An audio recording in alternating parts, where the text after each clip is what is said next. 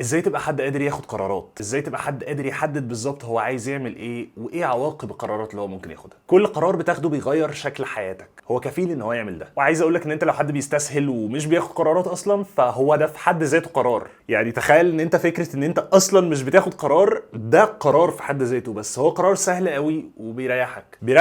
عشان انت بتحس ان انت مش مسؤول عن حاجه. يعني انت محدش هيلومك على حاجه، مش هتغلط، مش هتاخد قرارات اصلا، فبالتالي مش هتغلط ومش هتوقع نفسك في الغلط، مش هتشيل مسؤوليه حاجه. انت فعلا مش بتشيل مسؤوليه حاجه، بس انت بتشيل مسؤوليه نفسك اللي بتروح في داهيه. زي ما قلت لك ان انت كل قرار انت بتاخده كفيل فعلا يغير شكل حياتك خالص. ففكره بقى ان انت تاخد قرار ان انت ما تاخدش قرارات، ده برضه بيغير شكل حياتك للأسوأ. طب ما تتجنب كل ده وتخليك معايا شويه كده، هناقش معاك 6 حاجات هيساعدوك جدا ان انت تبقى ديسيجن ميكر حقيقي، وتبقى عارف انت بتعمل ايه بالظبط، وتبقى عارف عواقب اللي انت بتعمله. خلينا بقى نبدا في ال6 حاجات دول. بس لو انت اول مره تشوفني على اليوتيوب، يا ريت تشترك في القناه لو انت لسه ما اشتركتش. اول حاجه هقولها لك في ال6 حاجات دول ان فعلا كل الناس بتاخد قرارات. في ناس بتختار ان هي تاخد قرارات تتحمل مسؤوليه حاجات تانية وناس تانية حواليها، وفي ناس لا، بتختار ان هي تاخد قرارات ما تتحملش بيها مسؤوليه حد. ده في حاله ان انت بتبقى في اي حاجه مش بتبادر، مش بتظهر، مش بتاخد انت المسؤوليه، ومش بتاخد انت قرارات تشيل بيها مسؤوليه غيرك. بتخليك زي ما قلنا في الاول في السيف سايد، اللي هو من الاخر هو انت مش هتعلى في حاجه وفي نفس الوقت ما حدش هيلوم عليك. يعني مش هتغلط في حاجه من الاخر. كانوا زمان بيقولوا لنا ان لو انت خايف من الامتحان مش هتخش الامتحان خالص ومش هتسقط، فانت ما دخلتش اصلا عشان تسقط. فهو فكره اصلا ان انت تبقى هذا الشخص ده في حد ذاته ريسك، مخاطره بايه؟ مخاطره بان انت تضيع على نفسك فرص كتير وخبرات كتير انت ممكن تاخدها لو بس بادرت، لو بس حطيت في دماغك ان انا هاخد القرار وهاخد المسؤوليه وهشيلها ايا كان ايه الثمن. فالمره الجايه لما تحس ان في فرصه انت تقدر تبادر فيها وتقدر تاخد اكشن فيها بس انت واخد جنب، اعرف ساعتها ان انت دلوقتي بتاخد قرار فعلا وقرار مش في صالحك، فيستحسن ساعتها تبادر وتاخد الاكشن اللي انت شايفه صح. في حاجه مهمه جدا جدا في حته الديسيجن ميكنج دي عشان ما تفهمهاش غلط، خليها في اخر الفيديو، خليها بعد ال6 حاجات عشان نبقى خلصنا الكونتنت نفسه. وفي حاجه بس بسيطه كده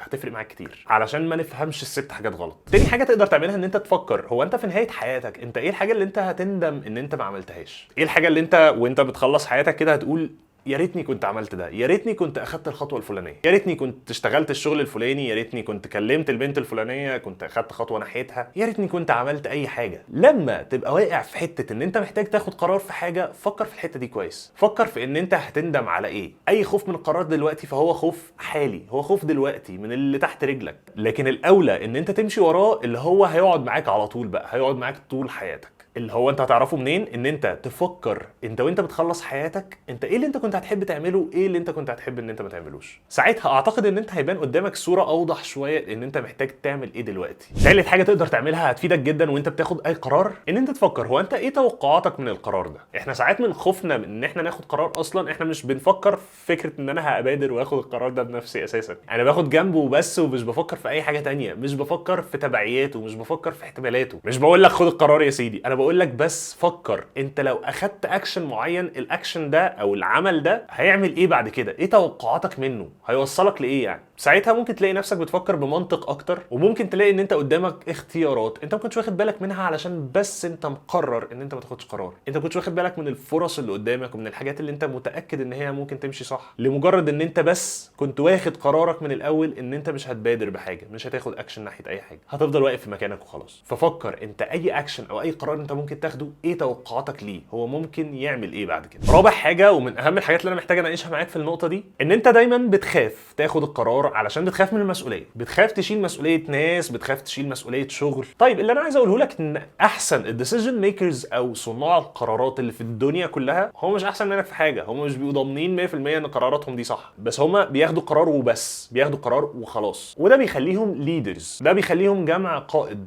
مش عارف جمع قائد ايه. بس انت لما تاخد القرار بغض النظر هو صح او غلط او انت مسؤوليتك دي رايحه لحد فين، ده بيخليك ليدر في نظر الناس. وخلي بالك ليدر مش معناه ان انت ما بتغلطش، ليدر معناه ان انت بتتحمل مسؤوليه اللي حواليك بس، وممكن جدا تغلط وممكن قراراتك تطلع غلط وتبوظ الدنيا، بس عارف مش هتموت يعني. وساعه لما يبقى فيه اي اكشن تاني او اي قرار محتاج يتاخد كل الناس هترجع لك انت، حتى لو انت غلطت قبل كده، بس انت الوحيد اللي بتقدر تاخد قرار فيهم، انت الوحيد الشجاع كفايه ان انت تاخد خطوه وتبادر بيها. معظم الناس بتحب تريح نفسها بس انت لا، فالناس هترجع لك انت وهتخليك انت القائد بتاعهم بعد كده. وده صدقني مفيد جدا وبيفتح لك فرص وبيبان كتير قوي ممكن ما تكونش على بالك. فاللي عايز اقوله لك ان انت ما تخليش فكره ان انت خايف لقرارك يطلع غلط او ان انت خايف من ان انت تشيل مسؤوليته، ما تخليش ده عقبه في سكه ان انت تاخد قرار اصلا، عشان دي عقبه وهميه فيك. مفيش حد ما بيغلطش، كل الناس بتغلط، وكل الناس اللي بتاخد قرارات بتغلط اكتر من اللي ما بياخدوش قرارات. انا مش عارف ليه حاسس ان انا بتنرفز في الفيديو ده، مش عارف مالي، يمكن ما كنتش في المود قوي بس قررت ان انا اعمل فيديو، فربنا يستر وما يكونش القرار ده غلط يعني. المهم يا سيدي ان انت ما تفكرش للحظه هو انت هتغلط في القرار ده ولا لا، فكر فيه كويس قوي واحسبه كويس قوي واعمل اللي عليك للاخر، علشان من الاخر تخلي ان انت قرارك ده احتمال كبير قوي يكون صح، بس لو طلع غلط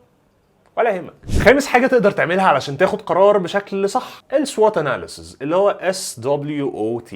ايه السوات اناليسيز ده؟ اي حاجه انت عايز تدرسها او اي حاجه انت عايز تاخد فيها اكشن او تاخد فيها قرار، تقدر تحللها من ناحيه السترينث، نقط القوه اللي فيها، الويكنس، نقط الضعف، الاوبورتونيتيز، الفرص اللي ممكن تجي لك من وراها، الثريتس، التهديدات اللي انت ممكن تقابلها من وراها، ايه الاضرار اللي ممكن تجي لك من القرار اللي انت هتقرره. السوات اناليسيز ده طريقه تحليل عموما للسيتويشن اللي انت فيه، بتقدر تبين لك اكتر بالورقه والقلم كده قدامك انت ممكن توصل لفين، هو انت المفروض تعمل ايه ومش المفروض تعمل ايه. جرب السوات اناليسيز وحاول تعمل عليه سيرش كمان ازاي بيتعمل، وحاول تشوف عليه اكزامبلز او امثله، هيفرق معاك كتير جدا في اتخاذ اي قرار انت عايز تاخده. سادس واخر حاجه، بس هي مش اخر حاجه في الفيديو، عشان في نقطه مهمه جدا عايز اقولها لك علشان برضو تعرف تستغل الست حاجات دول صح. لو هتاخد قرار بلاش تاجله لاي سبب من الاسباب. انا متاكد ان انت دلوقتي وانت بتتفرج على الفيديو ده انت كنت تتمنى ان انت تاخد قرارات معينه او تعمل حاجات معينه من سنه فاتت، فدايما كان في مقوله كده ان احسن وقت تقدر تاخد فيه اي قرار هو دلوقتي، علشان مش هينفع تاخده امبارح، فهو احسن وقت فعلا دلوقتي تقدر تعمل فيه اي حاجه، علشان كمان سنه ما تندمش ان انت ما عملتش حاجه دلوقتي واجلتها للسنه اللي بعدها. ففكر ان انت محتاج تاخد ديسيجن او تاخد قرار حالا دلوقتي، ما تاجلش ده خالص، عشان لو اجلته عمره ما هيتعمل. انا محتاج اقول لك ايه بقى علشان ما تفهمش الست حاجات دول غلط او عشان ما تستغلهمش استغلال غلط. دايما الناس لما بتيجي تفكر في قرارات بتفكر بعقلها، بتفكر بالكلام اللي احنا قلناه ده. طب هو ده غلط؟ لا مش غلط خالص، ده الكلام صح الصح. بس دايما بفتكر كلمه قريتها في الفلسفه زمان لما كنا في المدرسه، ان من اسباب الوقوع في الخطأ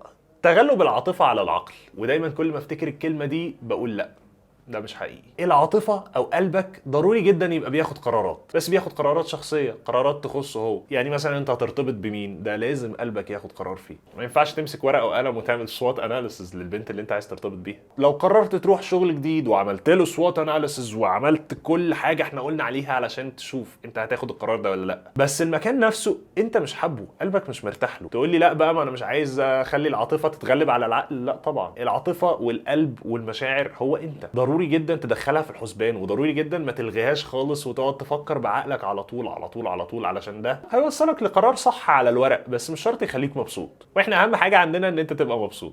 انا عايزك تتفرج على الفيديو ده وعايزك تركز فيه وعايزك تطور من نفسك عشان انت تبقى مبسوط وعشان انا كمان ابقى مبسوط. لو احنا مش مبسيط كل الكلام ده ملوش لازمه. فما تنساش النقطه دي كويس، علشان في ناس كتير بتلغي قلبها وبتلغي مشاعرها خالص وبتفكر بعقلها بس وبتاخد بيه قرارات، وده مش صح. وبما انك مكمل الفيديو لحد دلوقتي فاعتقد ان انت ممكن تكون مبسوط، فيا ريت تعمل له لايك، يا ريت تعمل له شير مع حد من صحابك انت شايف ان هو محتاج يشوفه. وشكرا جدا ان انت اتفرجت لحد دلوقتي، وبس كده.